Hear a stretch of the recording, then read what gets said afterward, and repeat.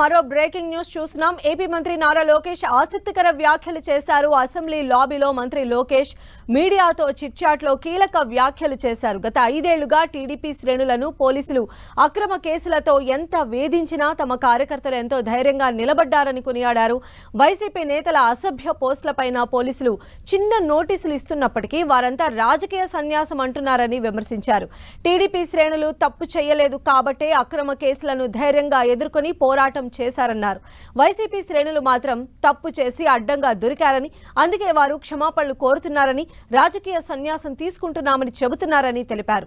ఏది ఏమైనా తప్పు చేసిన ఏ ఒక్కరిని ప్రభుత్వం వదలబోదని లోకేష్ హెచ్చరించారు.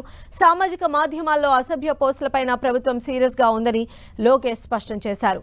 బలం లేనప్పుడు పీఏసీకి వైసీపీ పోటీ ఎందుకు పెట్టాలని, ఇప్పుడు ఓటింగ్ కి రావాలా వద్దా అనే మీమాంసలో ఎందుకు పడాలని లోకేష్ ఎద్దేవా చేశారు.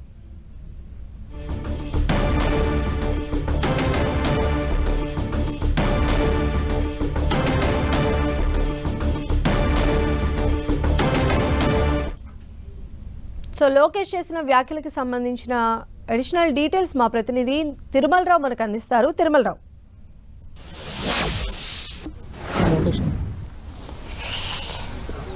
సంధ్య, ఏదైతే ఉందో సోషల్ మీడియాలో పోస్టులు పెట్టిన వారిని ఎట్టి పరిస్థితుల్లో వదిలే ప్రసక్తి లేదంటూ ఎవరైతే ఉన్నారో లోకేష్ మాట్లాడడం జరిగింది. దీనికి సంబంధించి ఇప్పటికే అనేక మందిని సోషల్ మీడియా యాక్టివ్గా ఉన్న వాళ్ళని గుర్తించమని చెప్పేసి లోకేష్ చెప్పడం జరిగింది. అదేవిధంగా ఎవరైతే ఉన్నారో తన కుటుంబ సభ్యుల మీద అసభ్యకర పోస్టులు పెట్టిన వాళ్ళని చాలా ఇబ్బంది గురి చేశారు మమ్మల్ని అని చెప్పేసి సభ సాక్షిగా మాట్లాడడం జరిగింది. ఎవరైతే ఉన్నారో ఈ సోషల్ మీడియా యాక్టివ్గా ఉన్న వాళ్ళ మీద కఠిన చర్యలు తీసుకోవాలంటే ఇప్పటికే మేము ఏపీ పోలీసులకు ఆదేశాలు జారీ చేసాము. రాష్ట్ర వ్యాప్తంగా ఎవరైతే యాక్టివ్గా ఉన్నారో 15,000 మందిని గుర్తించమని చెప్పేసి చెప్తున్నారు. ఇప్పటికే కొంతమందిని అరెస్ట్ చేశారు. అదేవిధంగా కొంతమందిని రిమాండ్ కూడా పంపడం జరిగింది. ఈ నేపథ్యంలోనే ఎవరైతే ఉన్నారో గతంలో సోషల్ మీడియా వేదికగా అసభ్యకర పోస్టులు పెడుతూ ఇబ్బందికర పరిస్థితికి గురి చేసినటువంటి సినీ నటులకు సంబంధించి పోసాని కృష్ణమురళి, అదేవిధంగా శ్రీరెడ్డి, ప్రముఖ సినీ దర్శకుడు రామ్ గోపాల్ వర్మ కూడా అసభ్యకర పోస్టులు పెడుతూ చాలా ఇబ్బందికర గురి చేయడం జరిగింది.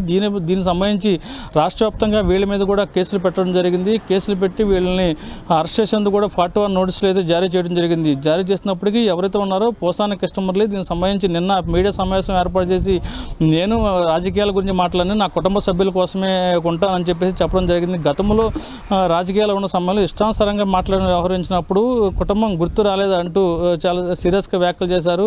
సోషల్ మీడియా వేదికగా ఎవరు ఎటువంటి పోస్టులు పెట్టినా వాళ్ళ మీద కఠిన చర్యలు తీసుకుంటామంటూ లోకేష్ అయితే చెప్పడం జరిగింది. సంధ్య. రైట్ తిరుమలరావు.